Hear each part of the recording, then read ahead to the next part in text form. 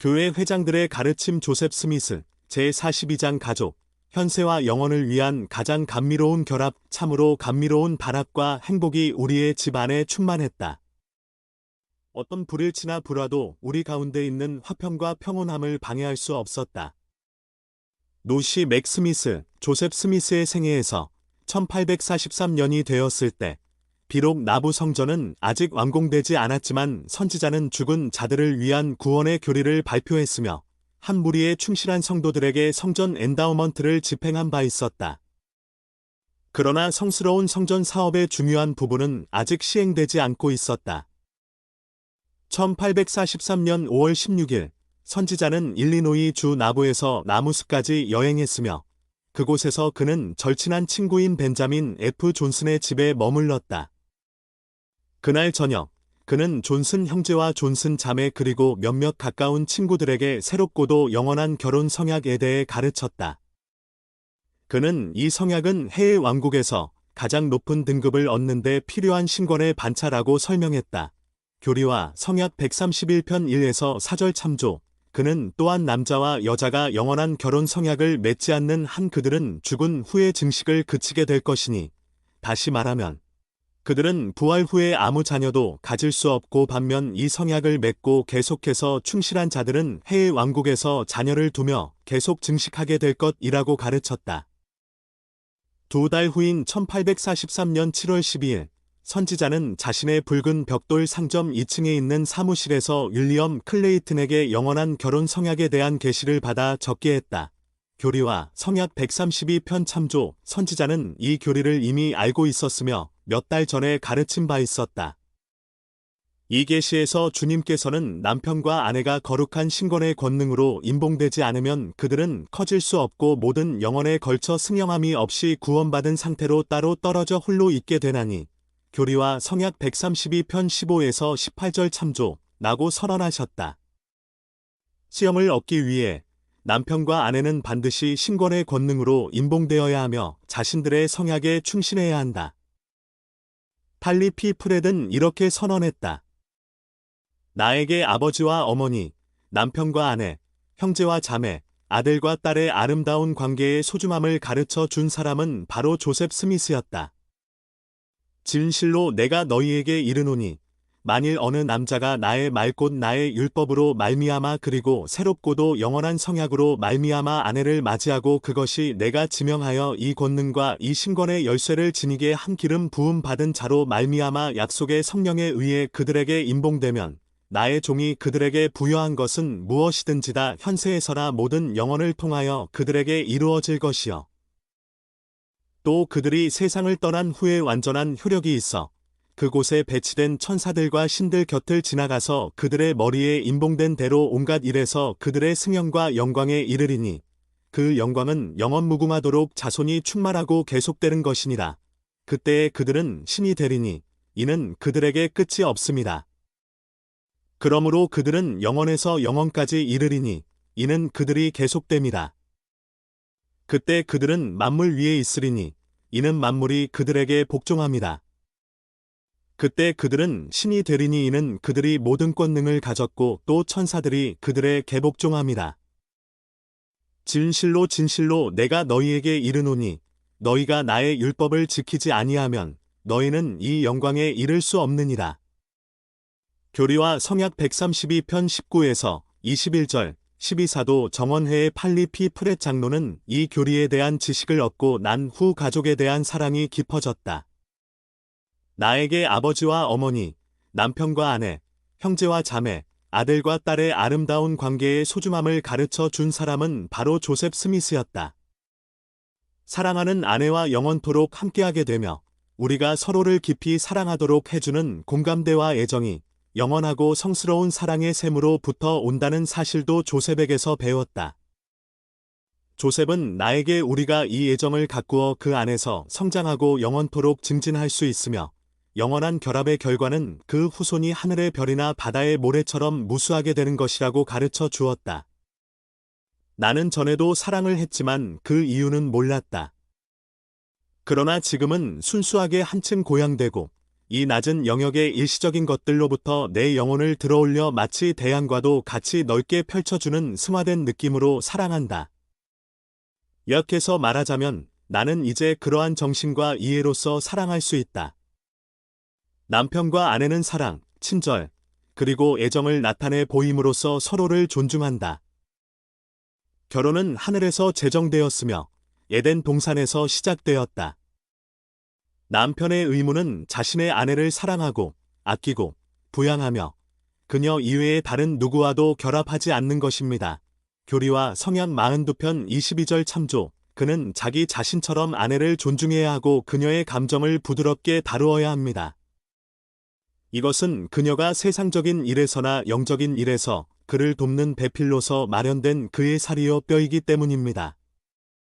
그는 그녀의 가슴에 모든 불평을 거침없이 털어놓을 수 있고 그녀는 기꺼이 남편의 짐을 나누어 지려 할 것이며 부드러운 목소리로 남편을 격려해 줄 것입니다. 남성의 자리는 자신의 가족에서 가장이 되는 것이지 폭군과 같이 아내를 지배하는 것이 아닙니다.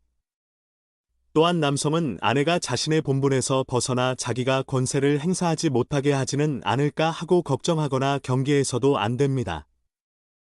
그의 의무는 자신의 가족의 교화와 구원을 위해 경전과 계시와 높은 곳으로부터 필요한 가르침을 받을 준비가 항상 되어 있는 하나님의 사람, 하나님의 사람이란 지혜로운 사람이므로 이되는 것입니다. 상호부조의 자매들의 모임에서 조셉 스미스는 이렇게 말했다. 여러분은 남편의 행위를 탓할 필요가 없으며 다만 여러분의 순수함, 친절 그리고 사랑의 무게를 느끼게 하십시오. 그것이 목에 매달린 맷돌보다 더 강할 것입니다. 싸움, 다툼, 충돌이 아닌 온유, 사랑, 순결로 그렇게 하십시오. 이러한 것들은 모든 선한 사람들의 눈에서 여러분을 돋보이게 하는 것들입니다. 남자가 문제를 안고 있을 때나 근심과 어려운 일로 고통받을 때 여러분이 논쟁이나 불평 대신 온화한 마음으로 위로한다면 그의 영혼은 고요해지고 감정은 부드러워질 것입니다. 마음이 절망에 빠지려 할 때 애정과 친절을 겸비한 위로가 필요합니다. 여러분이 집으로 가시거든 결코 남편에게 화내거나 불친절한 말을 하지 마시고 이제부터 여러분이 하는 일들을 친절과 자애와 사랑으로 하십시오. 엘리자 알스노우는 이렇게 보고했다.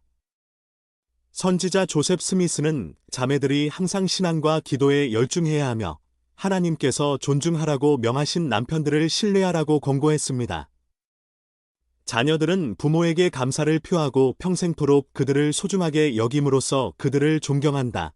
1835년 10월 중 며칠 동안 선지자는 몹시 편찮았던 부친을 매일 방문하여 지극한 정성으로 그를 간호했다. 선지자는 일지에 다음과 같이 기록했다. 오늘도 아버지를 간호했다. 아버지는 몹시 편찮으시다. 아침에 은밀히 기도하는 중에 주님께서 이렇게 말씀하셨다. 내 종아, 내 아버지는 살 것이니라. 나는 오늘 하루 내내 예수 그리스도의 이름으로 하나님께 아버지의 건강을 회복시켜 주셔서 내가 아버지의 지지와 조언을 얻을 수 있는 축복을 받게 해달라고 기도하며 아버지를 간호했다. 부모님이 살아 계시다는 것은 세상에서 받을 수 있는 가장 큰 축복 가운데 하나라고 생각했다. 부모님은 오랜 연륜과 경험을 통해 가장 유익한 권고를 해 주신다. 저녁 나절에 데이비드 휘트머 형제님이 오셨다. 우리는 온 마음을 다해 예수 그리스도의 이름으로 아버지를 괴롭히고 있는 병을 꾸짖었다. 하나님께서 우리의 기도를 듣고 응답해 주셨으며 우리의 기쁨과 만족감은 이루 말할 수 없이 컸다. 우리의 연로하신 아버지는 일어나셨으며 스스로 옷을 입고 큰 소리로 주님을 찬양하셨다. 내 어머니는 영혼이 늘 자비와 인자하심으로 가득 차 있으니 축복 받으신 분이다. 어머니는 연세에 비해 정정하시며 가족 가운데서 위로를 받고 영생을 얻으실 것이다. 주님의 손길이 아버지와 함께 하실 것이며 자녀들의 고통이 사라지는 것을 보게 되실 아버지는 축복 받으신 것이다. 아버지의 삶의 결실이 맺어지는 것을 볼 때 그분의 가지는 많은 열매로 처질 것이며 그분 또한 높은 곳에서 거할 곳을 소유하실 것이다. 나는 어렸을 때의 장면들을 기억한다. 나는 돌아가신 아버지에 대해 생각했다. 그분은 고결하고 거룩하고 높고 유덕한 마음을 지닌 고귀한 모습을 하고 계셨다. 그분의 영혼은 인간들의 마음에 가득한 비열하고 비굴한 원리들을 초월하여 계셨다. 내가 아는 한 그분은 결코 살아가시면서 도량이 좁은 비열한 행동을 하신 적이 없었다고 말할 수 있다. 나는 아버지를 사랑하며 아버지와 함께했던 추억을 사랑한다. 그분의 숭고한 행위들에 대한 추억은 언제나 내 생각을 채우며 그분이 내게 해주신 많은 친절한 말씀은 내 마음의 서책에 기록되어 있다. 조셉 스미스는 부모와 자녀가 서로 사랑하고 존경하는 가정에서 자랐다. 이 그림은 스미스 가족이 뉴욕주 팔마이라로 이주한 뒤 1816년에 그들의 아버지와 다시 만나고 있는 모습을 보여준다. 내가 소중하게 여기는 그분 생애의 이야기는 나에게 성스러운 것이며 내 마음속을 스쳐 지나갔고 내가 태어난 후로 나의 관찰을 통해 마음속에 심어졌다. 그분이 묻혀 티끌이 된 곳은 나에게 신성한 곳이다. 그분의 머리 위로 내가 세운 무덤은 나에게 신성한 곳이다. 아버지에 대한 추억이 영원히 살아있기를 바란다. 내가 사랑하는 하나님께서 위에서 굽어 살피시고 나를 이곳에서 원수들로부터 구원해 주시며 내 손을 잡으셔서 내가 시온산의 구원자로 서서 나의 부친과 더불어 그곳에서 영원토록 영광을 얻게 되도록 해 주시기를 바란다. 이토록 훌륭하신 부모님을 나에게 주신 하나님에 대한 감사는 말로써 다 표현할 길이 없다. 나의 어머니 또한 모든 여성 가운데 가장 고귀하고 훌륭하신 분이다. 하나님께서 어머니와 나의 날들을 오래도록 허락하셔서 우리가 서로 오랫동안 함께 생활할 수 있기를 바란다. 부모님이 우리를 돌보기 위해 애쓰신 것과 쉬지 않고 일하신 것에 대해 생각할 때, 또한 우리가 병든 시기에 아기 침대나 침대 옆에서 얼마나 많은 시간을 슬픔과 걱정으로 보내셨는지 생각할 때, 그분들이 연로한 뒤 그들의 감정을 얼마나 잘 보살펴 드려야 하겠는가. 우리가 그분들에게 흰머리를 슬퍼하며 무덤으로 가게 하는 말이나 행동을 한다면 그것은 좋은 추억이 될 수 없을 것이다. 형제자매 간의 사랑은 감미롭고 영원한 것이 될 수 있다. 젊었을 때 죽은 두 형제에 대해 선지자는 이렇게 기록했다. 나의 큰 형 엘빈, 나는 형이 숨졌을 때 내 어린 가슴에 가득 차 여린 심장을 터뜨려 버릴 것만 같던 슬픔과 번민을 잊을 수가 없다. 현 우리 형제들 가운데 맞이였으며 가장 훌륭했다. 그는 인간의 가장 고귀한 아들 중 한 사람이었다. 그에게는 간교함이 없었다. 그는 어렸을 때부터 흠없이 살았다. 그는 가장 진실한 사람이었으며 임종하는 마지막 순간에 주님의 천사가 그를 방문했다. 나의 동생 돈 칼로스 스미스 또한 고귀한 소년이었다. 그에게서는 결코 결점을 찾을 수 없었다. 나는 그가 태어나서부터 죽을 때까지 부도덕한 행동을 하거나 불경스럽거나 저속한 성품이 드러나는 것을 본 적이 없다. 그는 사랑스럽고 온화하며 마음씨 곱고 유덕하며 충실하고 고든 소년이었다. 그의 영혼이 있는 곳에 나도 가고 싶다. 조셉 스미스는 그의 형 하이럼에게 보내는 편지에 다음과 같이 적었다. 나의 사랑하는 하이럼 형, 나는 형에 대해 크게 걱정하고 있지만 기도 가운데 늘 형을 기억하고 있으며 사람들이나 악마에도 불구하고 하나님께서 형을 지켜주시도록 간구하고 하나님께서 형을 보호해 주시기를 빕니다. 선지자는 하이럼에 대해 이렇게 기록했다. 나는 모든 형제들이 사랑하는 형 하이럼처럼 되기를 마음속 깊이 기도한다. 그는 어린 양의 온순함과 욥의 충실함, 다시 말해 그리스도의 온유함과 겸손함을 갖춘 사람이다. 나는 죽음보다 더 강한 사랑으로 그를 사랑한다. 자녀들을 사랑하고 지지하며 그들을 위해 기도하는 부모는 자녀들의 삶에 헤아릴 수 없는 축복을 가져온다. 1823년 9월에 쿠모라 산을 방문한 후 조셉 스미스는 자신의 경험에 대해 가족에게 이야기하고 그 후로 겪은 경험에 대해 계속 가족과 함께 나누었다. 선지자의 어머니는 이렇게 기록했다. 우리는 매일 저녁 자녀들을 한자리에 모았다. 나는 우리 가족이 지상에 살았던 어느 가족보다도 가장 독특한 모습을 보여주었다고 생각한다. 아버지, 어머니, 아들, 딸들이 모두 둘러앉아 17살 된 소년이 전하는 종교적인 가르침을 숨소리도 내지 않고 집중해서 들었다. 우리는 하나님께서 우리의 마음을 강화할 수 있고 지금까지 우리에게 주신 가르침보다 더 명확한 지식을 알 수 있는 무언가를 밝혀주시려 하신다고 확신했다. 이에 우리는 크게 기뻐했다. 참으로 감미로운 화합과 행복이 우리 집안에 충만했다. 어떤 불일치나 불화도 우리 가운데 있는 화평과 평온함을 방해할 수 없었다. 1834년 6월에 있었던 시온 진영의 행군이 거의 끝나갈 무렵 조셉과 하이럼 스미스는 다른 많은 사람들과 함께 콜레라로 고통을 겪었다. 그들의 어머니는 그들이 경험한 일에 대해 다음과 같이 기록했다. 건강한 모습으로 우리를 다시 만난 하이럼과 조셉의 기쁨은 그들이 서로 떠나 있던 동안 겪었던 위험 때문에 말할 수 없이 컸다. 그들은 내 양쪽에 앉았으며 조셉은 나의 한쪽 손을 잡고 하이럼은 다른 손을 잡고 다음과 같은 이야기를 들려주었다.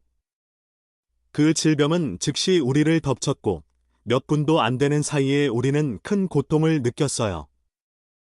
우리는 서로 신호를 보냈으며 집을 떠나 특정한 장소에 모여 다 같이 기도로써 하나님께 이 끔찍한 영향으로부터 우리를 구해 주실 것을 간구하기로 했습니다. 그러나 우리는 방해받지 않는 안전한 곳까지 채 가기도 전에 두 발로 서 있을 수도 없게 되었고, 가족에게서 멀리 떨어진 서부의 이 광야에서 자녀들에게 축복을 주거나 이별의 말 한마디 못하고 죽는 것이 아닌가 하고 두려워하며 크게 놀랐습니다. 하이럼 형이 이렇게 외쳤습니다. 조셉, 어떡하지? 이 무서운 저주를 받고 세상을 떠나야 하는 건가? 조셉이 이렇게 말했습니다. 무릎을 꿇고 하나님께 이 갑작스러운 질병과 재난을 없애주시고 우리가 건강하게 되어 다시 가족에게 돌아갈 수 있게 해달라고 기도합시다. 우리는 그렇게 했지만 조금도 나아지지 않았고 사태는 악화되어 갔습니다. 노시 맥스미스는 이렇게 회고했다. 우리는 매일 저녁 자녀들을 한자리에 모았다. 아버지, 어머니, 아들, 딸들이 모두 둘러앉아 17살 된 소년이 전하는 종교적인 가르침을 숨소리도 내지 않고 집중해서 들었다. 우리는 곧 하나님께 자비를 구하고 누구든 병 고침을 받을 수 있다는 간증을 갖기 전까지는 일어나지 않기로 했습니다. 기도를 드린 지 얼마 안 되어 한 사람이, 그리고 또 다른 사람이 일어나기 시작했으며 우리는 곧 질병의 세력이 약해지기 시작한다는 것을 깨달았습니다. 얼마 후 하이럼 형이 벌떡 일어나더니 이렇게 외쳤습니다. 조셉, 우리는 돌아갈 수 있어. 내가 방금 시연을 보았는데 어머니가 사과나무 아래서 무릎을 꿇고 기도하시는 모습이었어. 어머니는 지금도 눈물을 흘리면서 하나님께 우리가 건강한 모습으로 돌아와서 우리를 다시 볼 수 있도록 우리의 목숨을 살려 주실 것을 간구하고 계시단다. 그리고 영이 나에게 어머니의 기도와 우리의 기도가 응답되리라고 증언해 주시는구나. 그때부터 우리의 병은 나았으며 우리는 기쁜 마음으로 여행을 계속했습니다. 조셉이 말했다. 오 어머니, 죽음의 그림자가 우리 주위에 있을 때 어머니의 기도는 몇 번이나 우리를 도와주는 방편이 되었는지 모릅니다. 아들들에 대한 노시 맥스미스의 사랑은 1838년 11월 수감자로서 미주리 주 파웨스트에서 미주리 주 인디펜던스로 다시 리치몬드로 이송되어 투옥된 선지자와 그의 형 하이럼에 대한 기록에 잘 나타나 있다. 가족은 하이럼과 조셉이 살해될 것을 두려워했다. 우리 아들들이 잡혀갔다는 소식을 들었을 때 소식을 전해준 사람은 우리가 살아서 다시 아들들을 보고 싶다면 지금 마차를 타고 가고 있는 사람들이 있는데 떠난 지 아직 몇 분 되지 않았으니 그들을 쫓아가면 될 것이라고 했다. 남편은 몸이 너무 아파 갈 수가 없었고 가족 중에 건강한 사람은 나와 노시 딸뿐이었기 때문에 우리 둘이서만 출발했다. 우리가 마차에서 약 360여 미터쯤 떨어진 곳에 갔을 때 그 그들을 둘러싸고 있는 사람들 때문에 더 이상 갈 수가 없었다. 나는 선지자의 어머니예요 하고 내가 외쳤다.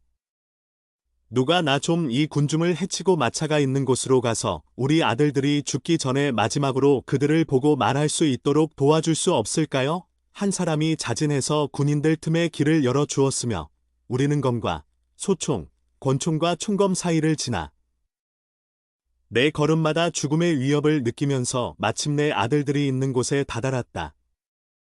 나를 따라온 사람이 앞에 앉아있던 하이럼에게 어머니가 와 계시며 손을 내밀어 내 손을 잡아 주기를 바란다고 전해 주었다.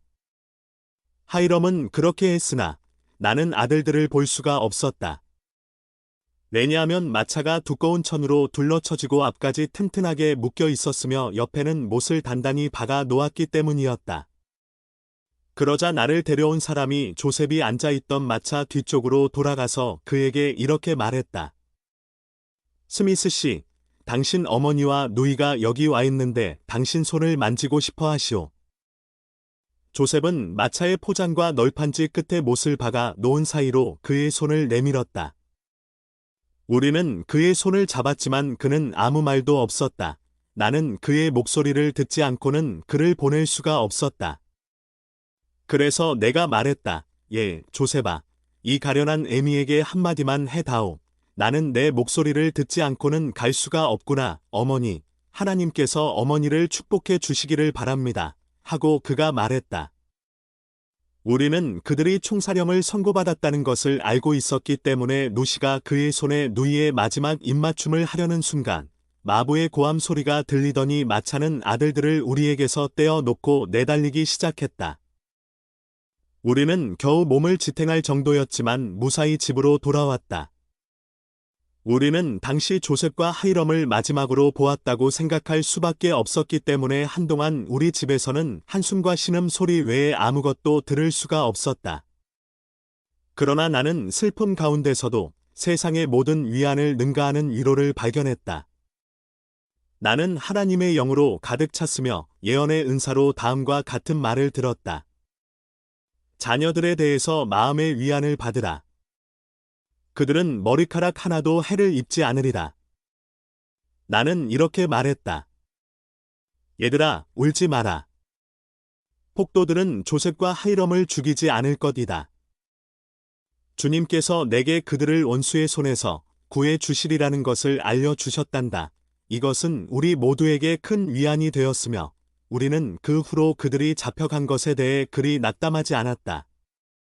학습과 가르침을 위한 재언, 본장을 공부하거나 가르칠 준비를 할 때 다음 재언을 고려한다. 도움이 더 필요할 경우 72쪽을 참조한다. 영원한 결혼에 대한 교리를 알게 된 것이 어떻게 팔리피 프레드의 삶의 축복이 되었는지에 대해 그가 설명한 내용을 복습한다. 481쪽, 이 교리는 우리가 가족에 대해 가진 느낌에 어떠한 영향을 줄 수 있는가? 우리가 가정에서 서로를 대하는 태도에는 어떤 영향을 줄 수 있는가? 남편과 아내에게 주는 선지자 조셉 스미스의 권고를 읽는다. 482에서 483쪽, 이 권고 중 일부가 어떻게 남자와 여자 모두에게 적용되는지 생각해본다. 아버지와 어머니가 가족을 인도하기 위해 경전을 공부하고 계시를 받는 것은 왜 중요한가? 아내가 문제를 안고 있는 것을 볼 때 남편이 할 수 있는 일에는 어떤 것들이 있는가? 내 남편과 아내 모두 화를 내거나 불친절한 말을 피해야 하는가? 성인이 되었을 때 선지자 조셉은 계속해서 그의 부모와 함께 있는 것을 좋아했으며 그들의 권고를 구하고 그들을 존경했다. 483에서 485쪽, 그의 부모에 대한 선지자의 말씀 중 여러분에게 특히 영향을 주는 것은 어떤 것인가? 여러분은 부모가 자녀들에게 줄 수 있는 지속적인 영향에 대한 어떤 모범을 보았는가? 여러분이 부모를 더욱더 공경하기 위해 할 수 있는 일에 대해 생각해 본다. 선지자가 자신의 형 엘빈, 동생 칼로스, 그리고 형 하이럼에 대해 한 말을 복습한다. 485에서 485쪽, 여러분은 형제자매 간의 관계가 어떻게 그처럼 오래 지속되고 강할 수 있다고 생각하는가? 부모는 아들과 딸들에게 좋은 친구가 되도록 격려하기 위해 무엇을 할 수 있는가?